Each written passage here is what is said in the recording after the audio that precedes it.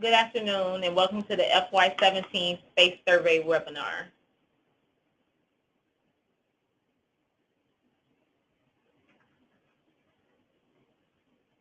You all should see the control panel that's on the screen, on your screen. Can you please raise your hand? It's the icon up towards the top, the little hand. If you can hear us, we just want to make sure our audio is working correctly. Also, we just want to point out towards the bottom near the letter D, there's a questions log section there. You can type any questions you may have throughout the presentation there and select send. We want to start out by introducing ourselves today. I'm Maureen Johnson, and I am an Assistant Director in the OBSS Grants and Contracts Department. And I'm Patricia Pack, an Assistant Director for the Office of Capital Planning and Project Management. And I'm Dawn Guthrie-Rounds, and I'm a Space Administrator too with the CPPM. We will also have assistance from Colleen Kiko and the OBSS training team. Our agenda for today is an introduction section where we will go through a few items related to categorizing space and how space impacts F&A and a few other things. We'll also go through the utilization definitions. So we'll give you a preview of all the definitions that are available in the space survey and walk through a few of them in detail. We'll go through some frequently asked questions that we get year over year. Then we'll have an overview of the system. We'll go through some scenarios related to using one utilization code versus another. And if time permits, and it should, we will have a question and answer section. So any questions that you submit throughout the webinar, we're going to wait and answer them at the end of the webinar after all the material has been presented. So the introduction section. Again, we'll look at categorizing space, how space impacts F&A. We'll look at the gatekeeper's role in the space survey, and then give you the FY17 timeline. Categorizing space. Each room in the space survey is inventory to a specific function or functions. Some of them are instruction, research, administration. There's other institutional activities, public service. There's a bunch, and we'll preview them through when we look at the definitions. We want to just say here that it's very important that you go through and read the definitions prior to making selections.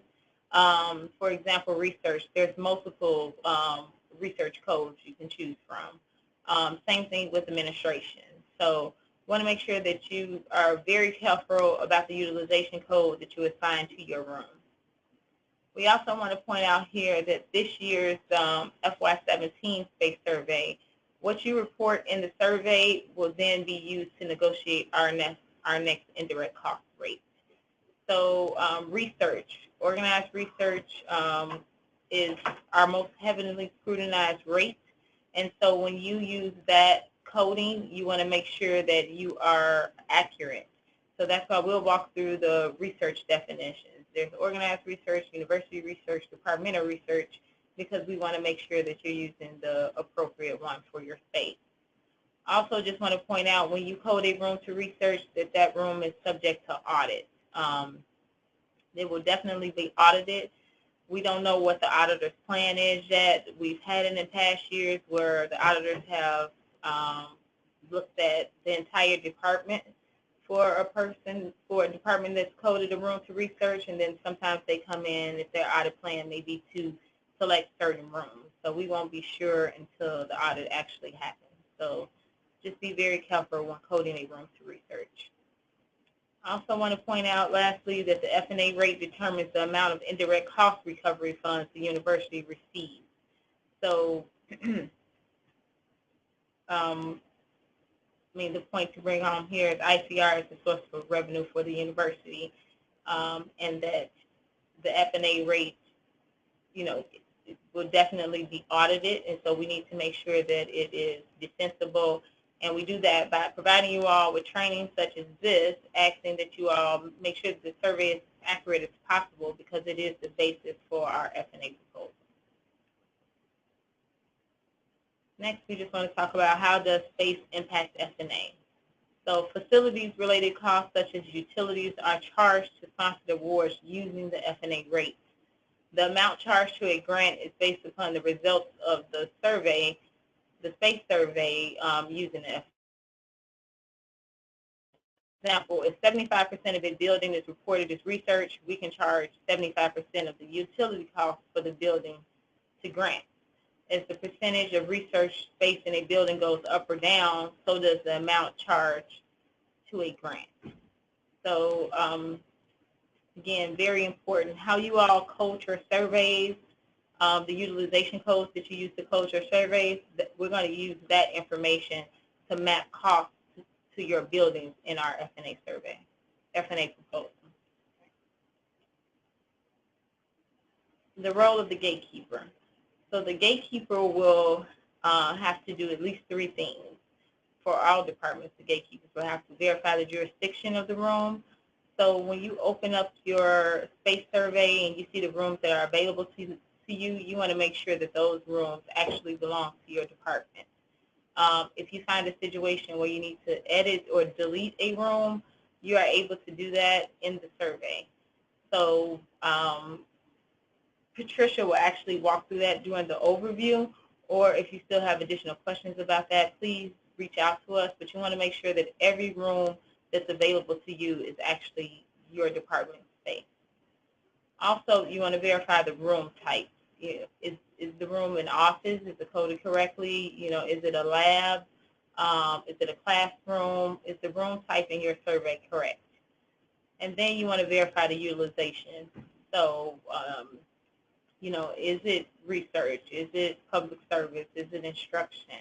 You want to make sure the utilization that you're using is accurate, and you can do that by reviewing the definitions before you make your selection. Also, for departments with sponsored projects or grants, you also have to verify the PI and the grant. And you can add those to the room in the survey, and Patricia will walk us through that during the overview. But that's very important that any rooms that have grant activities, that you list the PIs and the grants that are doing work in those rooms.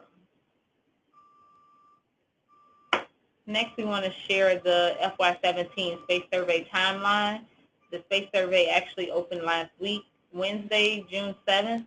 All the gatekeepers should have received an email announcing that the system was open, and also the email had a link to the survey. It also has some of the information that's listed here below in terms of resources that will help you throughout the survey. The survey will be open for 6 weeks, so it will close on Friday, July 21st. We have walk-in sessions in addition to the webinars that we've had. This is the last webinar for this year, but the PowerPoint slides will be placed on FIM's website with the other resources that are available, such as the definitions, instructions, and some other information. But the walk-in sessions will take place on both the east and west sides of campus in June and July, and the dates and times are listed here. You are required to register for these sessions. FIM wants to make sure the Facilities Information Management Group, they want to make sure that they have enough staff on hand to accommodate the number of people who have signed up. So please, if you have specific questions about your surveys, please sign up for, and you don't get the information today and you can't get the information from the website, please sign up for one of these walk-in sessions. Next, we want to just go through the definitions, the utilization definitions that are available to you all. So the space utilization definitions are located at the link above on the FIM resources website. There are many types of definitions. So you have research function codes, administrative, unoccupied function codes, self-supporting, and some other ones. So for the sake of time, we can't walk through all of these today, but we're going to walk through the first set, which are very important, the research function codes. just to show you that there are some similarities, but also differences between all of them. So some of these function codes, based on the type of department you are in, will be made available to you in the survey. And if you have any questions about any of these function codes, please feel free to give us a call. Our contact information will be on the very last slide of this presentation. So the first one is organized research. Well, the federal government defines organized research as all research and development activities of an institution that are separately budgeted and accounted for.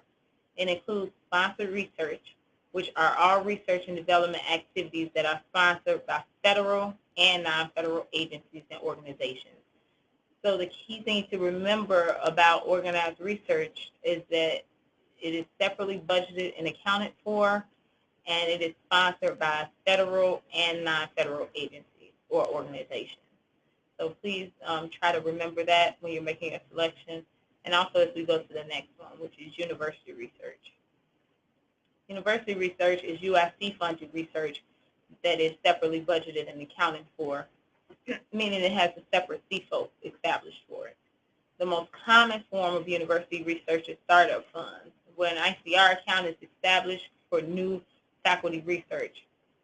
University research space includes any labs, offices, or other rooms used to conduct the university-funded research.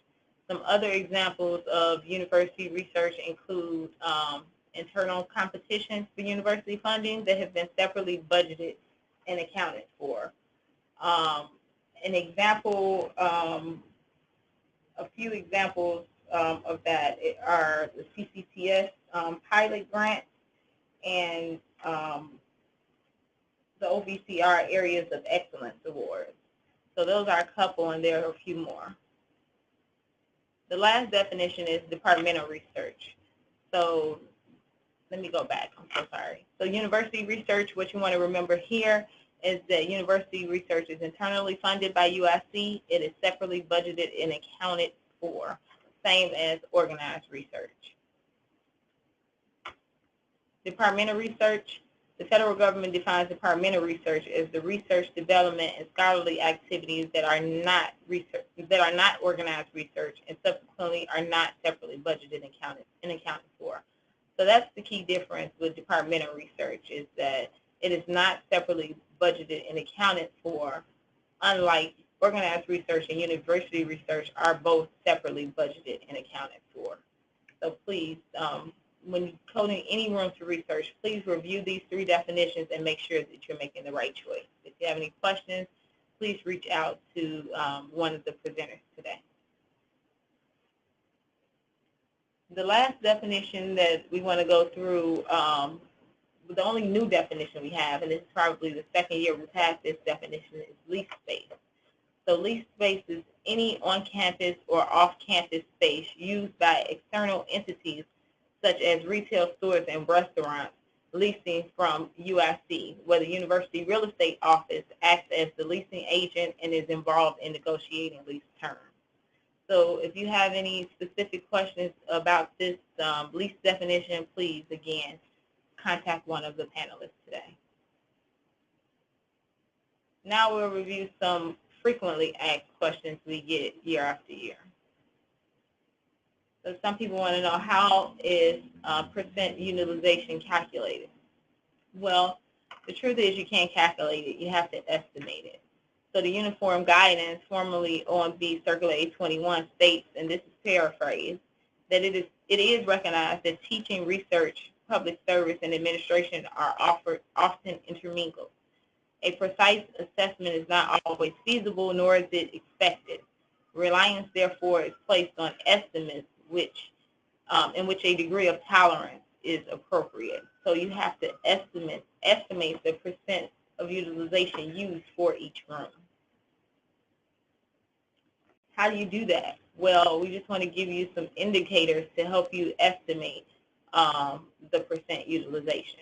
So you can look at who your occupants are, who's in the space. Is it faculty? Is it staff? Is it students? Who's occupying the space? Then you want to look at, what's actually happening in the space. What is the activity? Is it research? Is it public service? Is it administration, instruction? What's going on in the space? And lastly, you can look at the funding. How's the occupant's salary paid? Is it sponsored awards, the grants and contracts? Is it state? Is it ICR? How are the people who are working in those rooms being paid? So those are just some indicators you can use to estimate the percent utilization.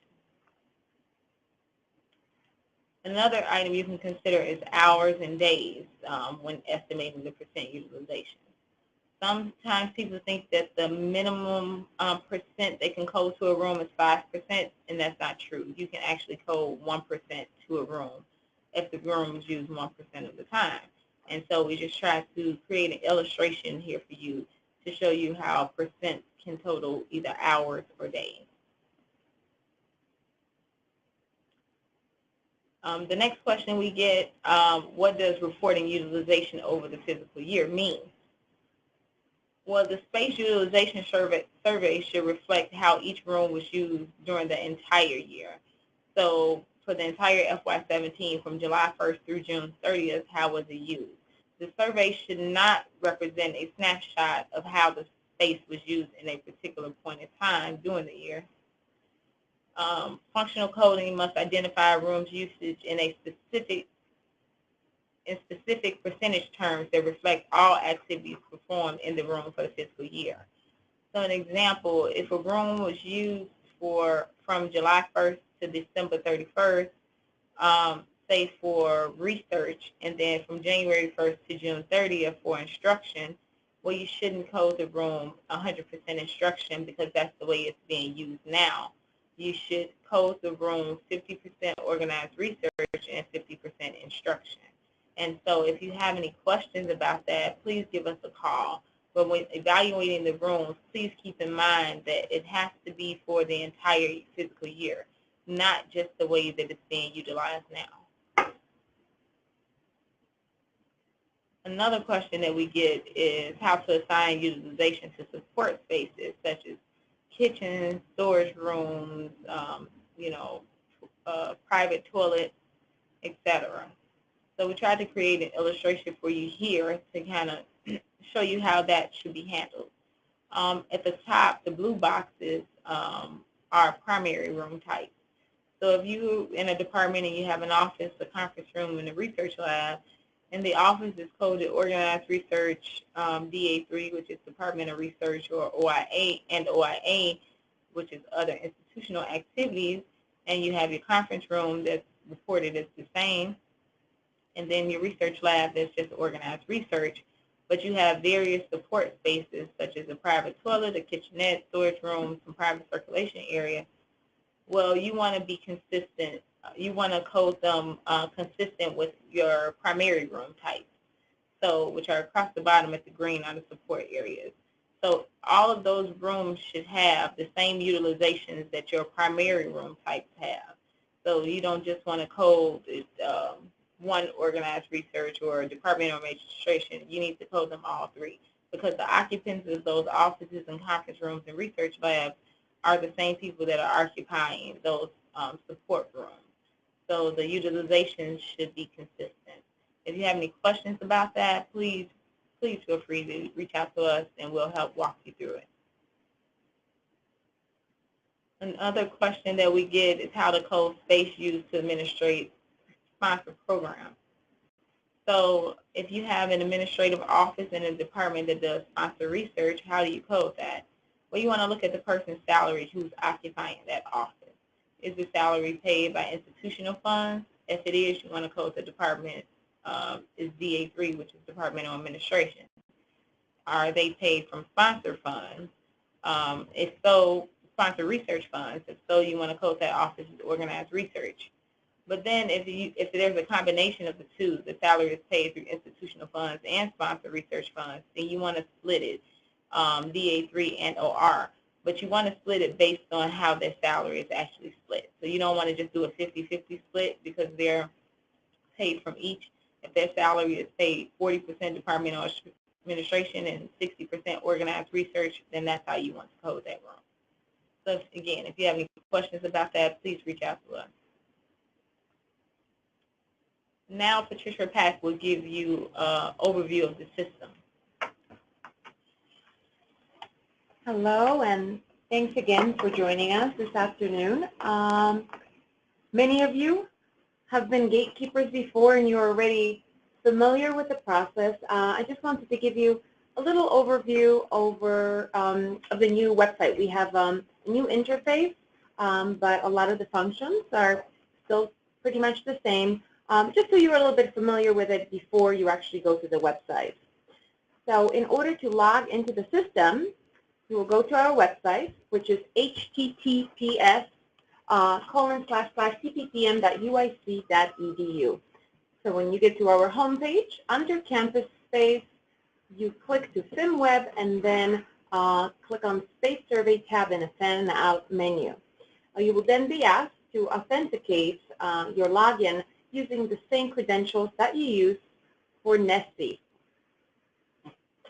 So to get started, first of all, before you start filling out your survey, we strongly recommend that you print out a copy of the survey instructions and read them carefully before filling out the survey. You will find them on the left-hand side, as you see the arrow pointing to that. Also in the survey instructions, you will find many other helpful links, including a PDF of this survey, of this presentation for your reference if you ever want to go back to it. So then to open up your survey, you click on the Here link located in the box on the right-hand side. So when you click on that, you will be directed to a page that will list all the departments that you are a gatekeeper for.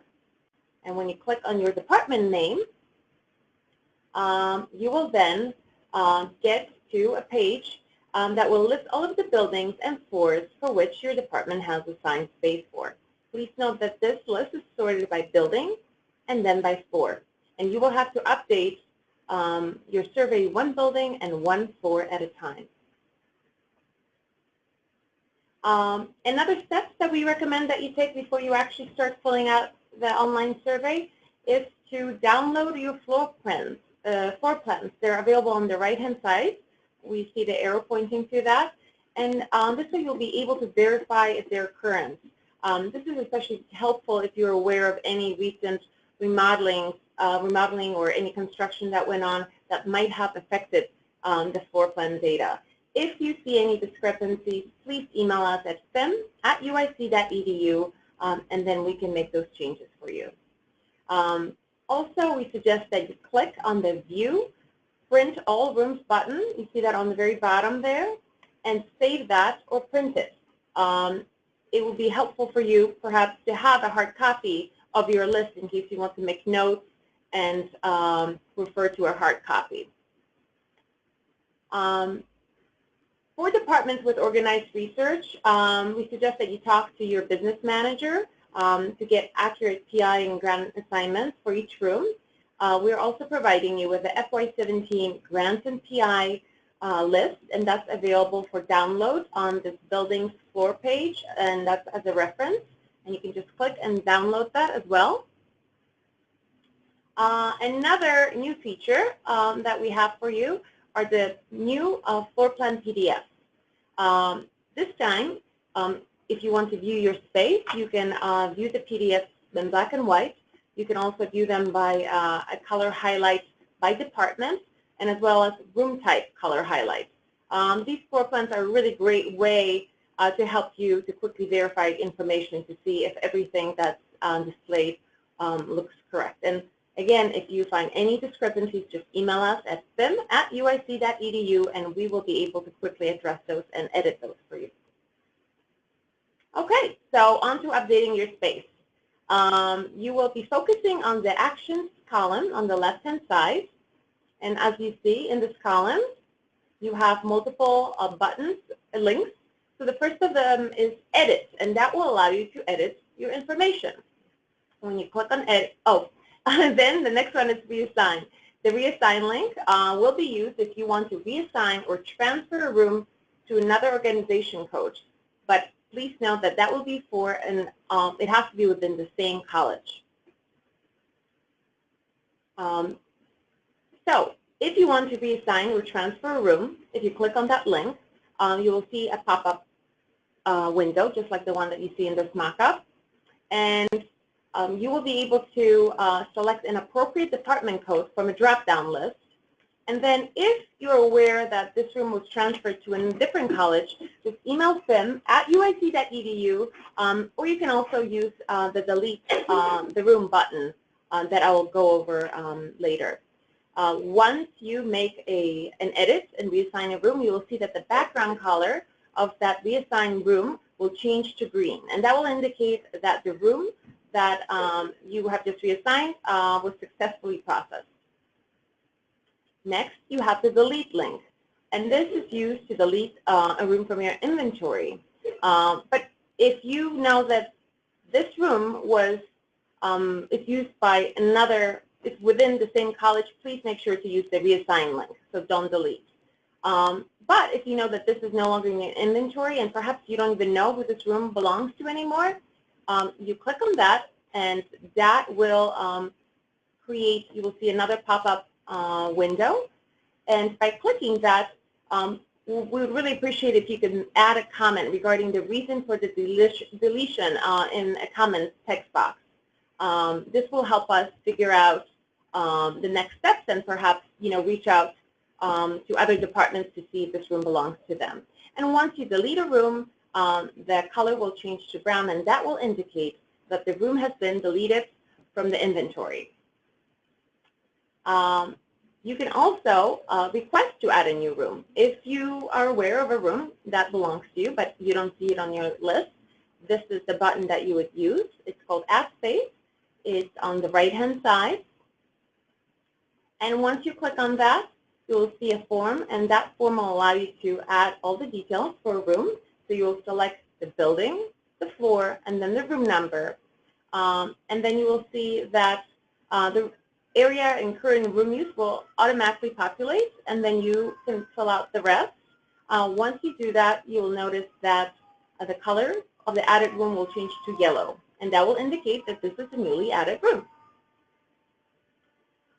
Anytime you make any edits to your survey, you will see an undo link appear. And if you click on that, that will cause the room to revert to its original state, and all of the changes that you have made to the room will be undone. Okay, so to edit your space, update your space and edit a room. When you click on edit a room, you will see a form, and that form has 4 sections: room use, function codes and percentages, principal and investigator information, and grant information. And that is for the last 2 are for departments with research. Now the areas, the top area with building codes, floor number, room number, and area are read-only, and they're auto-populated by our system. So to update your space, you will first click the drop-down to change the room use. And please note that room use is defined by its actual usage. So for example, a room could be constructed as a dry lab, and that's the room type. But if it's used as an office, then that is the current room use. It's an office. So only room use can be changed in the survey. If the space has been renovated and the actual room type needs to be updated, please email us and we can address that. Part 2 is to modify function codes and allocation percentages. That section is used to add, remove, update function codes, so that they represent the total utilization of a room for the entire FY17. Please note that those percentage tallies have to equal to 100%. If your numbers are off, if you have 40 and 70 or 10% off, you will not be able to proceed. Only when total percentage equals 100, you'll be able to save your changes. Also, if your department has organized research as a function code, you will have to fill out your PI and grant information as well. If you don't fill those out, you will not be able to save changes to your room. So these next 2 slides are for departments with, that have organized research. And if organized research is one of your function codes, you will have to address the next two sections. So the first one is to modify the principal investigator information. On the left-hand side, you will see a list displaying all of the PIs that currently belong to your department. And on the right-hand side, you see a box that displays the PIs assigned to a room. So in order to update the information, you can just use the list on the left-hand side and highlight the PIs. If it's multiple PIs, you can hold the control key and click to select multiple PIs, and then using the arrow buttons in the center, you will move them to the box on the right-hand side. Similarly, you can highlight on the right and move with the arrows to the left to remove them from a room. We have also included a search other principal investigators box on the bottom. So if you see that a PI might be missing from your department PIs list, you can search, and once you find the PI, you will move them, and when you click the move button, the PI will automatically move to the department PIs list so that you are able to add it to the assigned PIs list. The section for modifying grant information is pretty similar. Also, if you have organized research, you will have to fill out this data. On the left-hand side, you will see all grants that belong to your department, and on the right-hand side, you will see a box that displays the grants currently assigned to the room. So you search the grants on the left-hand side. You can hold on the control key to select multiple grants at once, and then using the arrow in the middle to the right, bring those grants into the assigned grants box. If for some reason you don't see your grant in the department grants list, use the search other grants text box located below to find them, and then you can bring it, move it back to the department grants box, and then it will be available for you to add to assigned grants for a room. Well, once you complete that for all of your spaces, you'll be ready to submit your survey.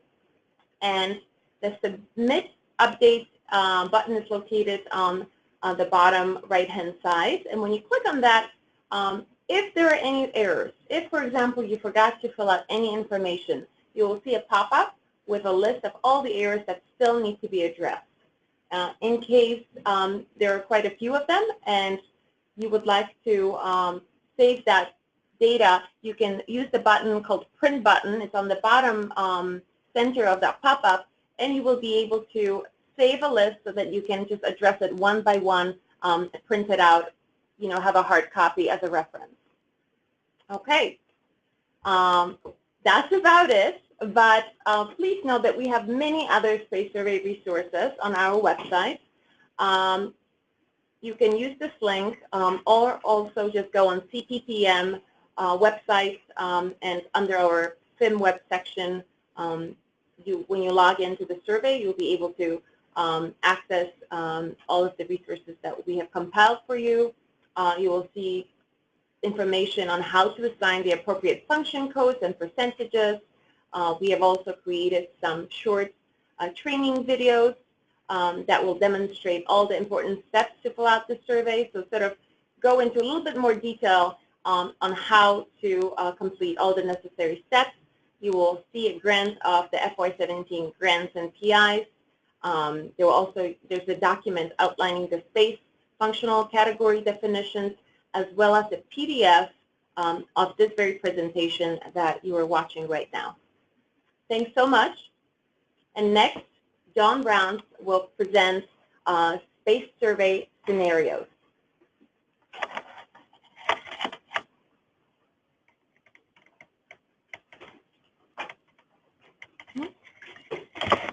Hi, I'm Dawn Rounds. So let's start out with scenario number 1, unusable versus vacant space. So let me describe to you the difference between the two. Unusable space is identified primarily by the condition of the space, not the utilization or the occupancy. So it includes any space assigned to a department that cannot be occupied or utilized due to its condition. for example, water damage, or it doesn't meet code, or something of that nature. And that, in addition, it currently stands vacant, empty, and idle. It might include space that's under renovation or space that does not meet the building code. To decide if it's unusable or vacant, let's start with this scenario. Is the room completely empty, idle, and unutilized? If yes, you would use either unusable or vacant. If no, you should not use either one of those, but you should be based on utilization. For example, instruction, organized research, departmental, or etc. If it is yes, it is either unusable or vacant. The difference is, if it is a vacant office, but it is able to be used, then you would use vacant. If it is unusable by condition, for example, water damage or electrical is having a problem, then it would be unusable. Scenario 1A. The utilization for room A is currently coded vacant space, VAC. The room has an unresolved water issue and cannot be utilized until the issue has been fixed. Question: should the utilization be changed? Answer: yes. Defined by the condition. The utilization for room A should be changed to unusable space because at this time the space is unusable by condition. Scenario 1B, unusable versus vacant. Again, another example for you. The utilization for room B is currently coded vacant space. Again, the room, although in usable condition, is idle and is not being utilized by the department currently. Question is, should the utilization be changed? The answer is no, because although it is vacant currently, it is able to be used, and it is only idle and not used by the department, but it is able to be used. Scenario number 1, we're going to have a polling question to test your comprehension of the information that we're giving you.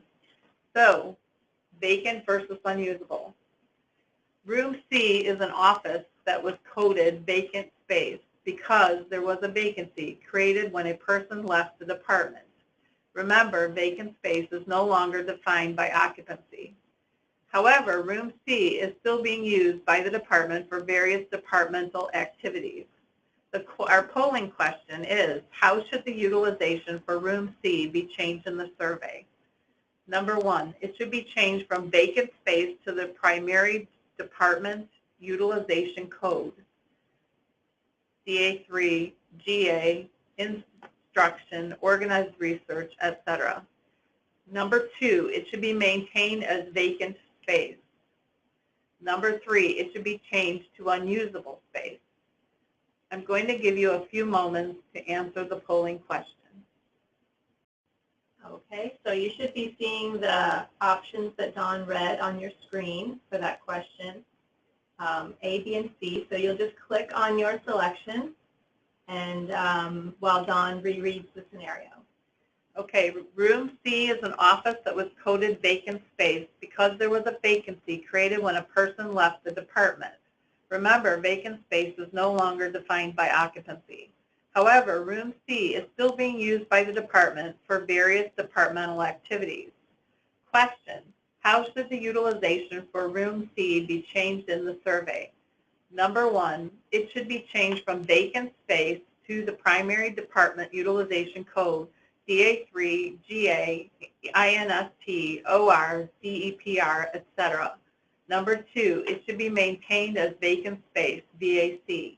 Number 3, it should be changed to unusable space. It looks like people are answering the poll. We'll give you a few moments until we have most of our participation.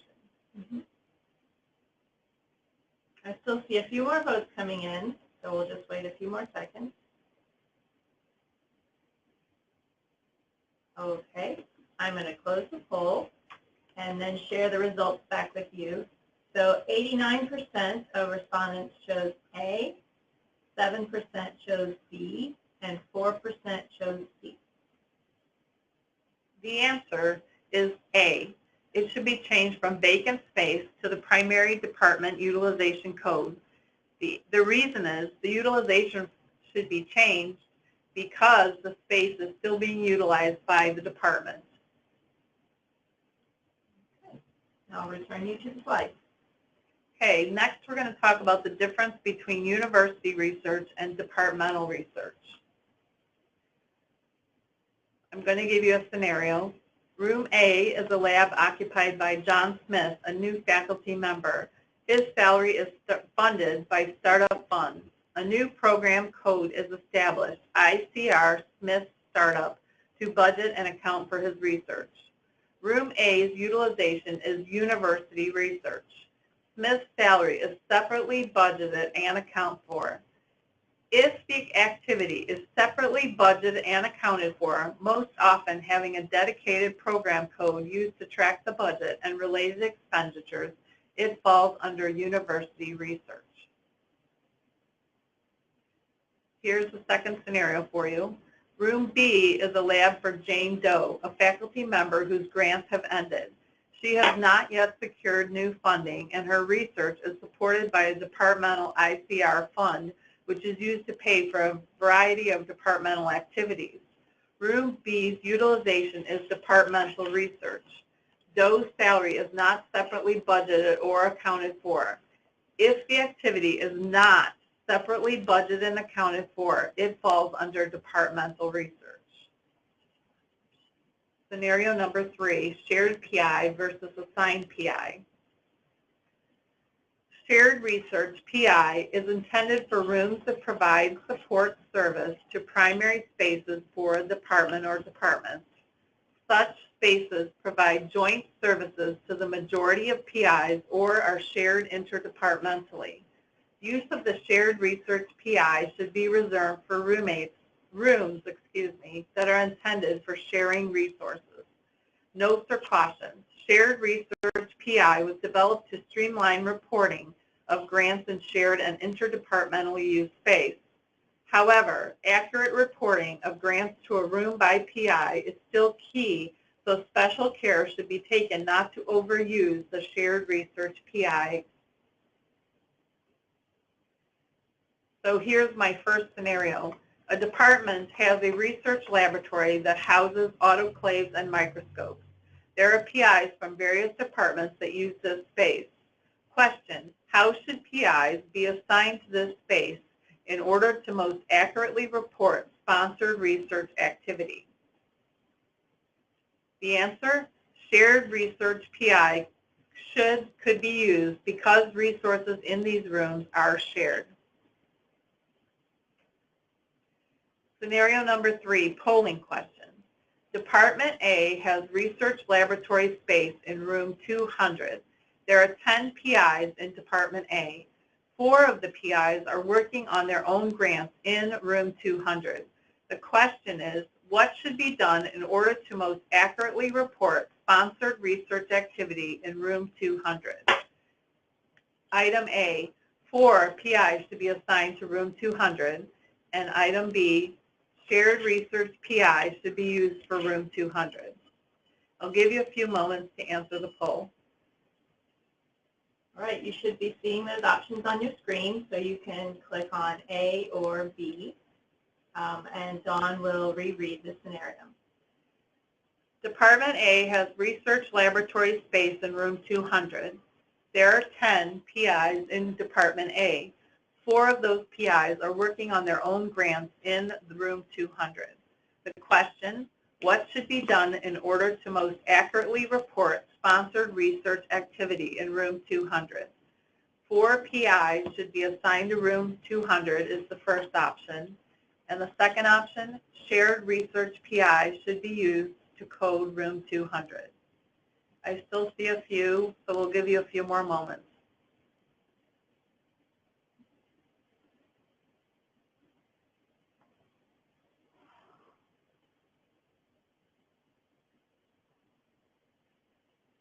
Okay, I'm going to close the poll, and I'll share those results back. So we have a divided answer. 57% chose option A, and 43% chose option B. Okay, the answer, 4 PIs should be assumed assigned to room 200. That is because that will give you the most accurate reporting of the sponsored research activities in that room. And remember, we had talked about that you should only use shared research PIs when you have a general assignment. However, when you can more specifically assign the PIs to give us a more accurate accounting, you should do so.